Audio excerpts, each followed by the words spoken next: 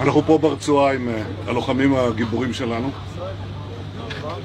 אנחנו עושים כל מאמץ להחזיר את חטופינו, ובסופו של דבר נחזיר את כולם.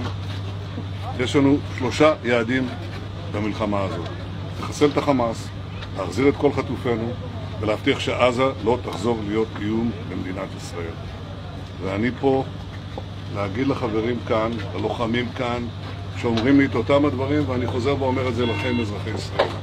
אנחנו ממשיכים עד הסוף, עד הניצחון. שום דבר לא יעצור אותנו. ואנחנו משוכנעים שיש לנו את הכוח, את העוצמה, את הרצון והנחישות להשיג את כל יעדי המלחמה. וכך נעשה. הייתי שם למעלה, על הקיר, ישבתי עם סגן הרמטכ"ל, עם המפקדים, ועל הקיר היה כתוב, עם ישראל חי. אז עם ישראל חי, ועם ישראל גם מנצח. בזכותכם, בזכותכם. תודה לכם. תודה לכם. עוד מתמשך לארץ. תודה. יש רוח, יש עוצמה, יש נחישות, ויש תוצאות. גם את זה, גם את זה. אנחנו כל הכוח. אני פה בשביל ישראל, נכון?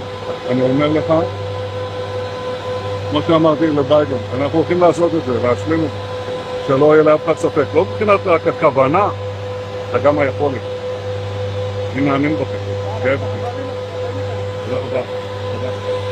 כל הכבוד. אנשים אזרחים התנדבו כולם ובאו ביחד איתנו לעשות את זה. תודה חבר'ה. תודה רבה. לא יכול לנופף בבית עדיין. איפה אתה? ירון, משפחת קרנאווי. כל הכבוד. משפחת קרנאווי? כן. אני מוניר רוזן. שלום. ידידי היקר. שמח לראות אותך.